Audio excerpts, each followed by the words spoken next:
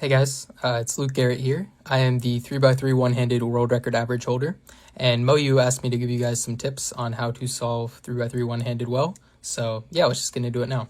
So the first thing I'm going to go over is just turning in general. So you should have a pretty good grasp on finger tricks for a lot of the moves one-handed. So I'll just go through the ones that you're going to need now.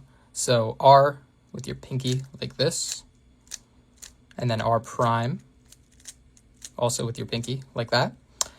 U, like this. U prime, like this. F, like this. F prime, like this. If you have to do an L move, you can either rotate like this and kind of make the left slot just like do it the same as you would do a U. So like rotate over. D, like this, D prime, like this, and then if you ever have to do a B move, you can either rotate up and do the same thing as L, or you could work in like a wide F move, something like that. So yeah, all that works.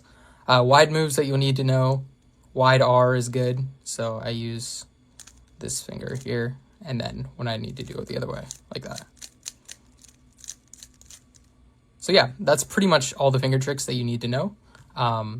Some other stuff might come up, and like, especially during like cross and stuff, you kind of do things in a bit of an unconventional way, but these base finger tricks are very important to nail down, and yeah, they're very essential for good one-handed solving. So the next tip I have is about OH specific algorithms. So we have a V-perm here, and on 3x3, you probably use an algorithm like this to solve it. So a lot of RU and D moves, and that kind of combination is very awkward for one-handed solving.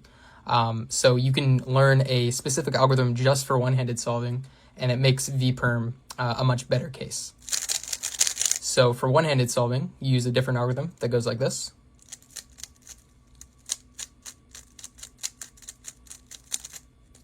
And that solves the same case, but you're basically just spamming R and U moves, which is very effective on OH because R and U moves are much faster than any other move. And when you have kind of a limited move set like that, it's important to use algorithms that cater towards the specialties of OH solving. There are a lot of algorithms like that in OH. There's a lot of cases that are pretty good or they're fine on 3x3, but you try to do them one-handed and it's very hard. So if you ever run into a case like that, you can look up an algorithm that's specifically for OH, or, try all the algorithms for that case, but learn algorithms that work well for your one-handed solving style. The next tip I have is about your specific one-handed solving style. So you'll see the way that I solve 3x3 one-handed, I kind of spam a lot of R and U moves, and I use the table a lot, which is something you can use, and that's a different part of everyone's style. But if I'm rotating, I'll maybe put the cube on the table, or if I have to do like a Y2, just quickly kind of like that. It's a bit faster for me than keeping it in my hands.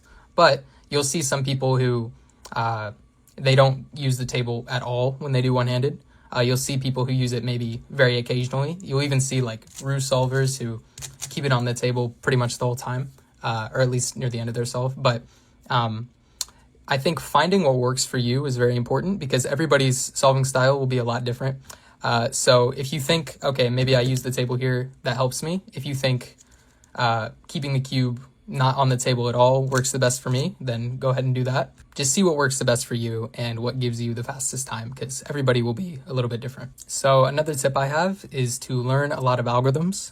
So for CFOP OH solving specifically, last layer algorithms are going to be very effective at cutting your time down, even more so than on 3x3. And that's just because for OH solving, you'll run into a lot of really bad last layer cases that are just pretty awkward to execute.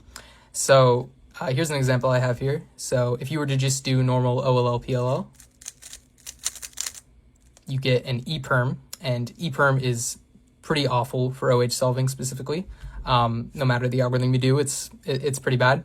So if we go back to before OLL, if you just do a COLL algorithm, So in this case, that's just F triple sexy to solve the OLL and the corners. Then you get a U-perm, which is a much nicer PLL and will cut down a lot of time off of your solve. So it can be stuff like COLL, it can be OLLCP, it can even be stuff like ZBLL.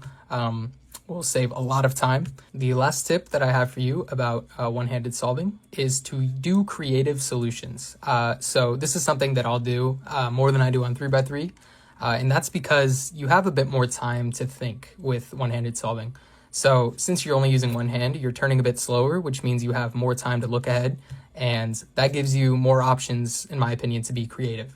So if we look at something like this on white cross, you see you have this free pair, this edge, this edge, this edge, and this solved edge down here. So in this case, when you're solving this cross here, you would think, okay, probably put this edge in, and then insert this one. But that breaks up this pair, right?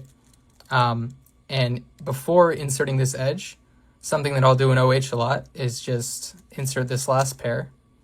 And then, okay, maybe I can insert this edge, but why don't I maybe try to solve this pair while I'm inserting that edge?